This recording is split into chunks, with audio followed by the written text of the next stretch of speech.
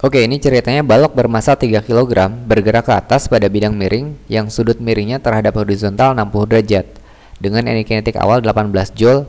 Jika koefisien gesek 0,3 dan G sama dengan 10 meter per sekon kuadrat, maka jarak terjauh yang dicapai balok saat meluncur pada bidang miring adalah. Oke, saya gambarkan aja di sini.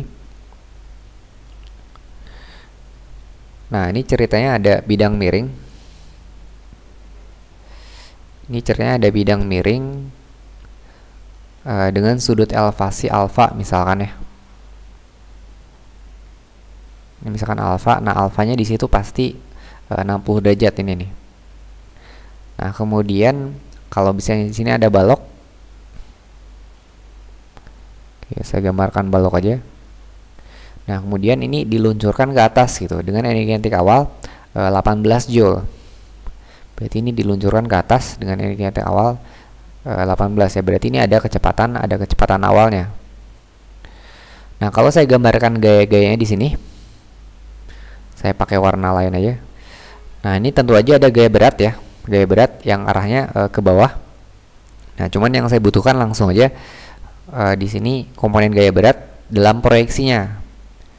Nah, saya bagi aja di sini.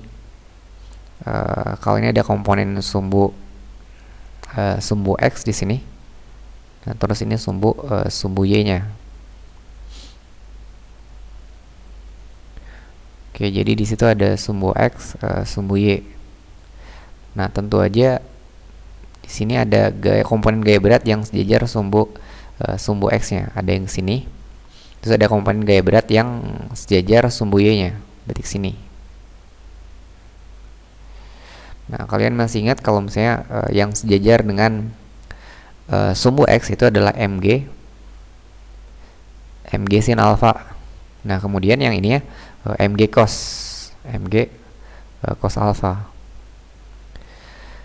Nah, gaya yang lainnya apa? Karena ini ada koefisien geseknya, berarti ini kasar ya, berarti ada komponen gaya gesek di sini. Nah, saya gambarkan gini. Nah, ini saya sebut aja dengan F gitu ya, F kinetis. Nah, kemudian ada satu lagi yaitu komponen gaya normal. Nah, arahnya itu berlawanan dengan Mg cos alfa. Nah, ini saya tulis saja ini adalah N. Nah, berarti Fk ini ada hubungan dengan N. Jadi kalau saya tuliskan Fk gaya gesek kinetis sama dengan mu K gitu. Nah, mu K ini adalah 0,3 ini. Dikali N itu akan sama gitu dengan Mg cos alfa. Soalnya pada saat gerakan ini ke atas, nah si baloknya kan nggak naik ke atas gitu, nggak naik atas bawah, maksudnya nggak naik sejajar sumbu Y. Berarti N nya sama dengan Mg cos alfa. Nah, kalau gitu yang ditanya adalah jarak terjauhnya. Nah, coba kalau ini saya selesaikan dengan rumusan usaha energi ya. Rumusan usaha energi. Jadi W ini akan sama dengan delta EK nya. Perubahan energi kinetiknya. Nah, coba kita tinjau di sini. Kalau misalnya ini energi kinetik awalnya tuh 18 Joule. Nah, berarti ini ada V0-nya kan ya. Kecepatan awalnya. Nah, pada saat dia naik gitu, kecepatannya makin turun. Nah, maka jarak terjauhnya dicapai pada saat si baloknya itu kecepatannya sama dengan kecepatan akhirnya sama dengan 0. Nah, kalau gitu berarti delta EK-nya itu sama aja dengan apa? Karena kecepatan akhirnya adalah 0, berarti EK akhirnya pasti 0 kan? Berarti ini 0. Nah, dikurangi EK awalnya. Nah, EK awalnya adalah setengah mv0 kuadrat. Nah, di sini udah diketahui sama dengan 18 Joule. Jadi ini saya tuliskan aja EK 0 dulu ya. Nah, EK 0-nya itu sama dengan 18 ini. 18 Joule. Nah, kemudian W-nya. Ini kan asalnya dari kecepatan yang ada sampai 0. Berarti usahanya harus menentang arah geraknya. Arah geraknya kan ke atas ya. Nah, usahanya itu oleh dua gaya ini, yaitu Mg sin alfa dengan Fk. Jadi saya tuliskan usahanya itu harus negatif gitu. Negatif dari kita tahu kalau misalnya W itu adalah sigma F kali delta S nya kan ya. Nah, jadi ceritanya dari sini ke sini itu adalah delta S. Nah, minusnya minus sigma F-nya. Sigma F-nya di situ adalah ada dua ya, mg sin alpha. Nah, ditambah dengan gitu, sama-sama minus ke bawah, mg sin alpha ditambah dengan FK. Nah, dikali delta S. Nah, delta S sama dengan minus EK 0. EK 0. Nah, lihat di situ tanda minusnya bisa dicoret-coret. Nah, berarti ini habis ya. Nah, ini sama ini. Nah, jadi tinggal mg sin alpha. Nah, kalau saya tuliskan di situ mg-nya berapa? Berarti ini 30 ya. 3 dikali 10 saya tuliskan dulu aja. Nah, sin alfanya itu sin 60 derajat, sin 60 derajat.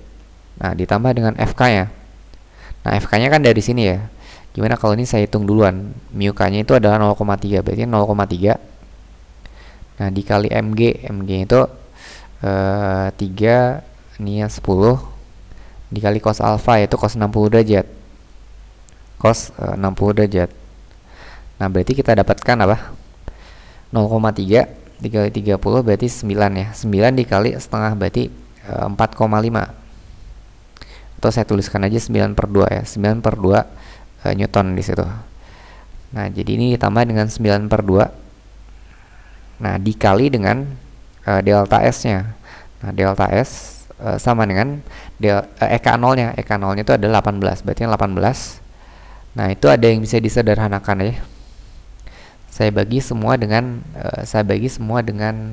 3 aja. Saya bagi 3, ini saya bagi 3. Nah, kita peroleh ini adalah 1. Nah, terus ini 3. Nah, 6 kan ya. Nah, berarti ini 1 kali 10 sin 60 derajat itu adalah setengah akar 3. Kalau misalnya setengah akar 3 dikali 10 berarti 5 akar 3 ya. 5 akar 3. Nah, ditambah dengan ini 3/2 itu 1,5. Jadi 1,5. Nah, dikali delta S sama dengan 6. Nah, kalau misalnya kita ambil pendekatan aja, kalau misalnya akar 3 itu mendekati 1,7 gitu ya. Nah, kita dapatkan di sini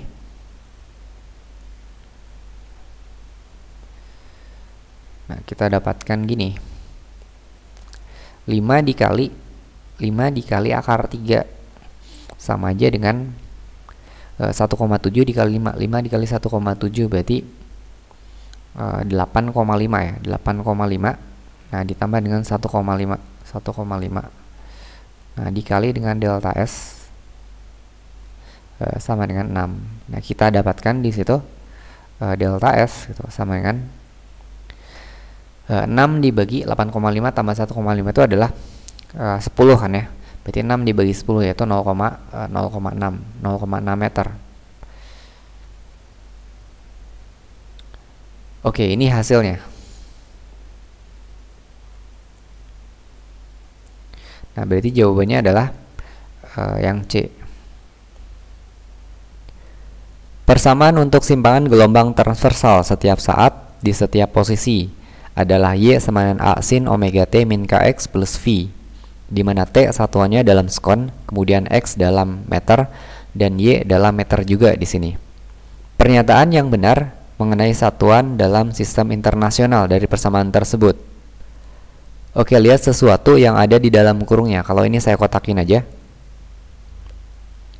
Nah, sekarang berarti Y sama A sin kotak. Nah, yang di dalam kotak ini pasti satuan untuk sudut ya. Ya, kalau misalnya nggak dalam derajat, ya pasti dalam radian gitu. Nah, tapi di sini yang dipermasalahkan adalah satuan dalam sistem internasional, sehingga harus kita pilih satuan untuk si kotak ini harus radian ya. Ini saya tuliskan aja di sini, satuan untuk si kotaknya adalah radian ya. Nah, kemudian karena si kotaknya satuannya adalah radian, otomatis semua komponen yang dijumlahkan di situ harus satuannya radian juga. Jadi di sini V-nya radian, Kx-nya radian, omega T-nya juga radian. Nah, lihat pilihan di sini. Pilihan yang 4 salah berarti. Nah, kemudian yang ketiga, yang V, satuan V adalah radian, ya benar ya. Oke, saya tuliskan aja di sini, satuan CV adalah radian. Nah, kemudian Kx juga radian. Nah, karena X-nya adalah satuannya meter, otomatis satuan si K adalah dalam radian per meter. Nah, gitu juga dengan omeganya, karena omega T adalah satuannya radian, P-nya dalam skon, berarti satuan untuk omega itu harus radian per skon. Nah, oke, kalau gitu untuk soal ini pilihan jawaban yang benar adalah 1, 2, dan 3.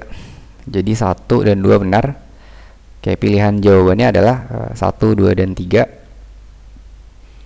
Nah, yaitu pilihan A.